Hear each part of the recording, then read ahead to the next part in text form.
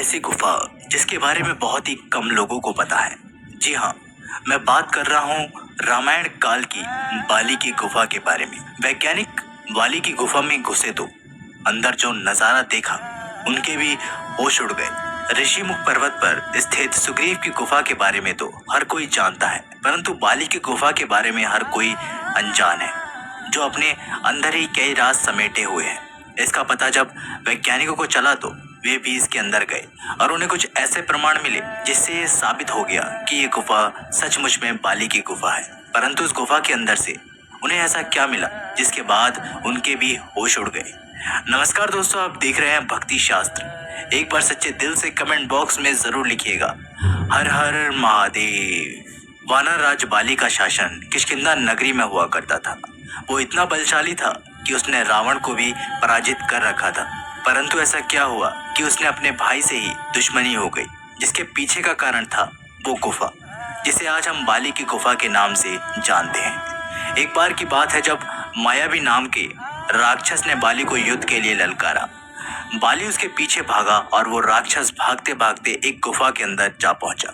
बाली ने उस गुफा के द्वार पर सुग्रीव को खड़ा किया और उस राक्षस का वध करने के लिए उस गुफा के अंदर चला गया। तकरीबन 1 साल बीत चुका था और बाली इस गुफा के अंदर से नहीं लौटा था।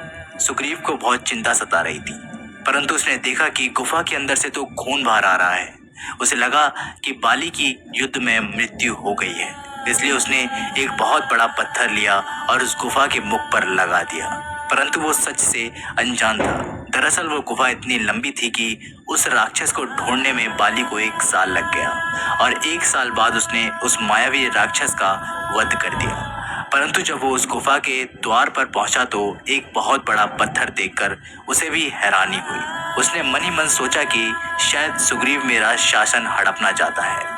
उसने जैसे तैसे वो पत्थर हटाया और वापस अपनी नगरी में पहुंचकर सुग्रीव को धक्का मारकर अपनी नगरी से बाहर निकाल दिया। जिसके बाद सुग्रीव अन्य वानरों के साथ ऋषिमुख पर्वत पर रहने लगे। जिसके बाद ऋषिमुख पर्वत सुग्रीव की गुफा के बारे में तो हर कोई जानता है, परंतु बाली की गुफा से हर कोई अनजान है। आज के समय में बाली की वही गुफा तुंगभद्रा नदी के किनारे वाले कर्नाटक के हम्पी शहर के आसपासी इलाके में है। वहां पर स्थित कुछ लोगों ने ये दावा किया कि ये वही बाली की गुफा है जिसमें बाली और मायावी राक्षस के बीच युद्ध हुआ था। वैज्ञानिक को इस बात का पता चला तो वे शोध करने के इरादे से बाली की गुफा में पहुंच गए। परंतु जब वो गुफा के अंदर पहुंचे तो उनको इस बात का अंदाजा नहीं था कि वो गुफा कितनी लंबी है।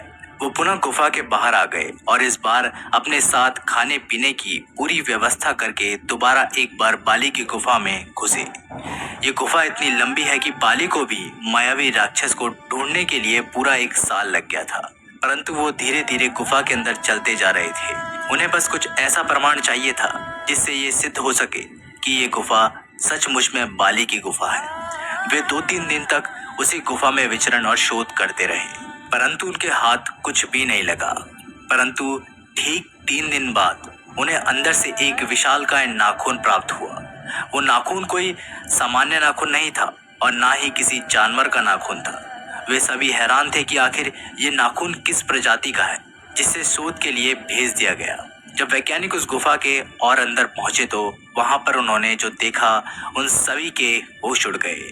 दरअसल उस गुफा के अंत में एक अलग ही भाषा में कुछ लिखा हुआ था जो किसी के समझ में नहीं आ रहा था। परंतु वैज्ञानिकों ने इस पर शोध किया तो उन्हें पता चला कि ये लिखावट तकरीबन 5 से 6 हजार साल पुरानी है। वानर नाम की प्रजाति पहले इस तरह की लिखावट का इस्तेमाल किया करती थी। वानर बंदरों से अलग हुआ करते थे। उनका शरीर मानव की तरह होता था, परंतु मुख बंदर की तरह। उनकी पूंछ भी होती थी और वो काफी हष्टपुष्ट पहलवान की तरह होते थे। जब वो नाखून अच्छी तरह से शोध किया गया तो ये पाया गया कि वो किसी आम इंसान का नाखून हो ही नहीं सकता, ना वो किसी जानवर का नाखून है, क्योंकि मायावी राक्षस और बाली के बीच उस गुफा में युद्ध हुआ था। तो ये प्रमाण दिए गए कि ये जरूर उस मायावी राक्षस का ही नाखून है। जिसके बाद वैज्ञानिकों ने भी इस बात पर मोहर लगा दी कि ये गुफा सचमुच में बाली की गुफा है, जो आज के समय में तुंगभद्रा नदी वाले कर्नाटक के हम्पी शहर के जंगली इलाकों में मौजूद है। इस घटना को लेकर आपके क्या विचार हैं?